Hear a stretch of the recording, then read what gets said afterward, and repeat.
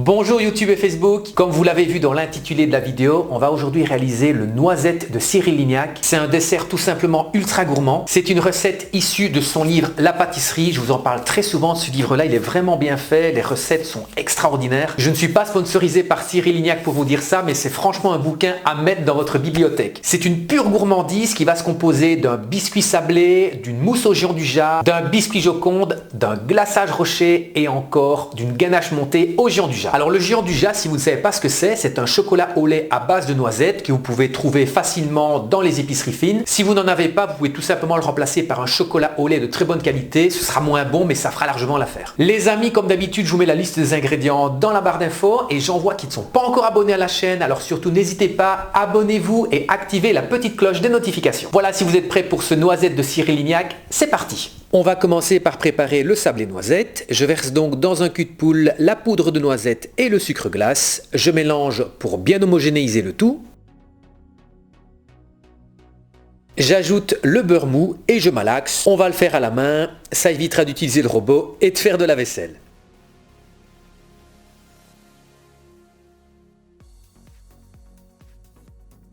Je termine avec la farine et je continue à pétrir pour obtenir une pâte bien lisse et homogène.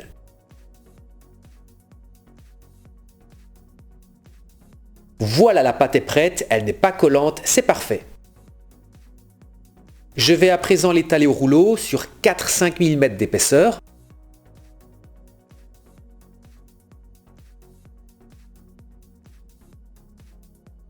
Je viens découper la pâte avec mon cadre, 20 cm sur 12, ce sera donc la forme finale de mon gâteau. Je retire l'excédent de pâte, alors comme d'habitude on ne jette pas les restes, on va les cuire sur le côté, ça fera des petits biscuits à manger avec le café. Le biscuit va maintenant partir au four à 165 degrés pendant 25 minutes. Voilà, mon biscuit est cuit, il est bien doré, c'est juste parfait. Pour le biscuit Joconde, on va d'abord mélanger la poudre d'amande avec le sucre glace.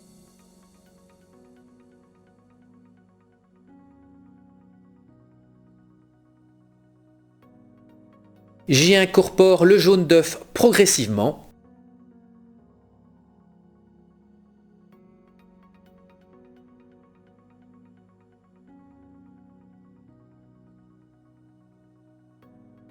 On va mélanger au fouet énergiquement, il faut que la préparation triple de volume. Pendant ce temps, je vais monter les blancs en neige et je vais les serrer avec le sucre semoule.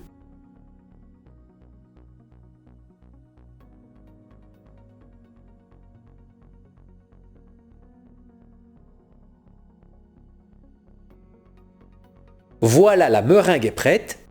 J'ai fait fondre le beurre, il est refroidi et je viens l'ajouter à la première préparation avec les amandes.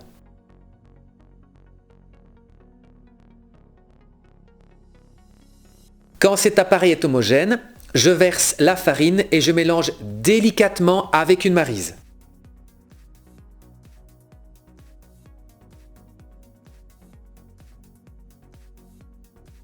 J'ajoute enfin ma meringue et de nouveau je mélange délicatement avec la maryse pour éviter de faire retomber les blancs.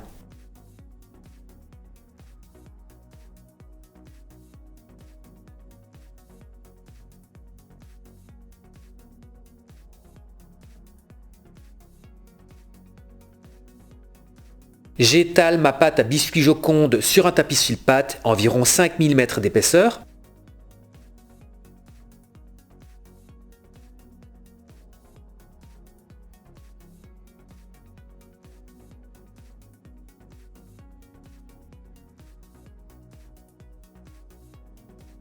Et ça part au four à 210 degrés pendant 7 à 8 minutes. Voilà pour le biscuit Joconde, c'est parfait, on le laisse refroidir. Étape suivante, la mousse au Gianduja. Je vais commencer par monter la crème bien froide en chantilly. Voilà, c'est bon. J'ai mis la gélatine à ramollir dans de l'eau froide. Dans une casserole, je verse le lait et les graines de vanille. Je vais porter à ébullition, laisser couvrir et ensuite infuser pendant 15 à 20 minutes. Dans un cul de poule, je fouette le jaune d'œuf avec le sucre semoule.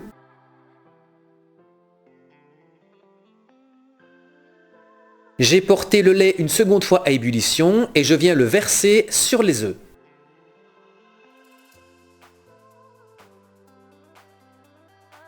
Je reverse le tout dans la casserole et on va cuire ça comme une crème anglaise.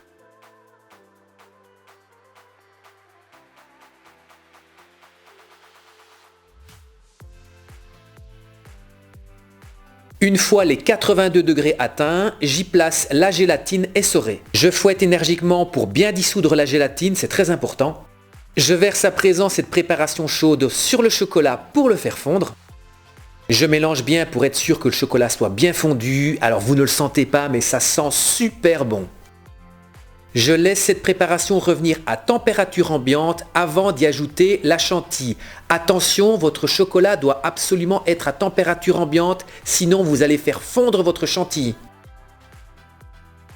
Je mélange avec une maryse délicatement, il ne faut pas casser la chantilly. Voilà, ma mousse au géant du Jap est prête, la couleur est bonne, la texture est bonne. J'ai recadré mon sablé noisette et je viens verser une partie de la mousse de géant du Jap.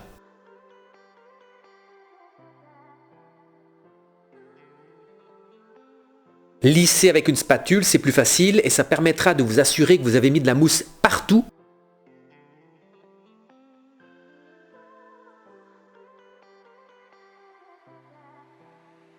Je viens déposer le biscuit Joconde préalablement découpé.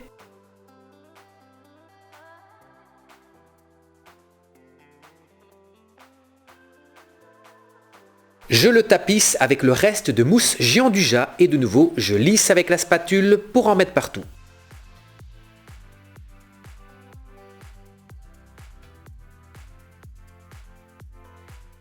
Voilà, le gâteau va maintenant pouvoir partir au congélateur, idéalement une nuit, il faut qu'il soit bien congelé. Pendant ce temps, on va préparer la ganache au géant du Jap. J'ai mis les feuilles de gélatine à ramollir dans de l'eau froide. Je vais porter à ébullition 70 g de crème avec le glucose et un peu de sucre semoule.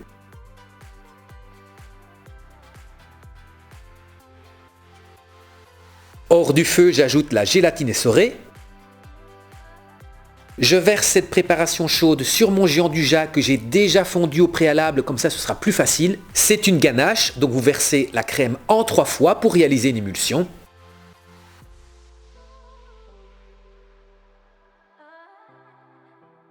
Je viens ensuite verser le reste de crème bien froide. Je termine de mélanger avec ma maryse et la ganache est prête.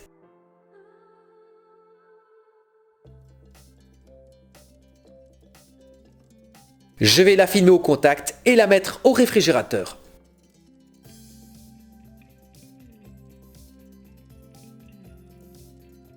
Dernière préparation, le glaçage rocher. Je fais fondre mon chocolat et j'y ajoute l'huile de pépins de raisin.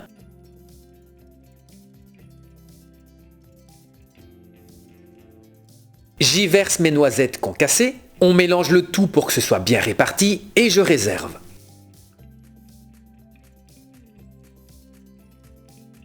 J'ai sorti le gâteau congelé du congélateur, je le démoule et je vais le découper en 6 parts égales.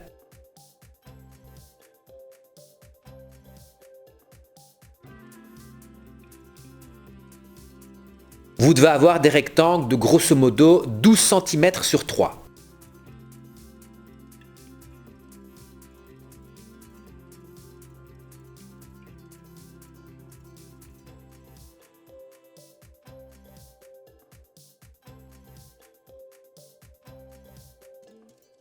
Je viens verser le glaçage rocher sur les gâteaux congelés. Le glaçage doit être environ à 35 degrés. S'il est trop chaud, il ne va pas tenir. S'il est trop froid, il va figer directement. Évitez peut-être de le faire avec une louche comme moi, c'est pas la bonne solution. Voilà, le glaçage rocher est pris, il est bien figé, c'est top.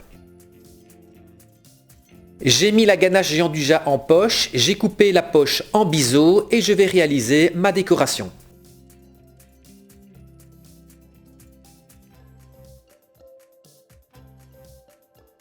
Je termine en ajoutant quelques petits morceaux de feuilles d'or et mon noisette de Cyril Lignac est terminé, il me tarde de le déguster. Voilà les amis, vous voyez, c'est pas très compliqué à préparer et ce dessert de Cyril Lignac, c'est une pure gourmandise. N'hésitez pas à me dire en commentaire si vous avez aimé ce noisette et si vous avez aimé la vidéo, n'hésitez pas à exploser le compteur des likes. Je vous fixe rendez-vous la semaine prochaine pour une nouvelle recette en vidéo. D'ici là, portez-vous bien et à la semaine prochaine.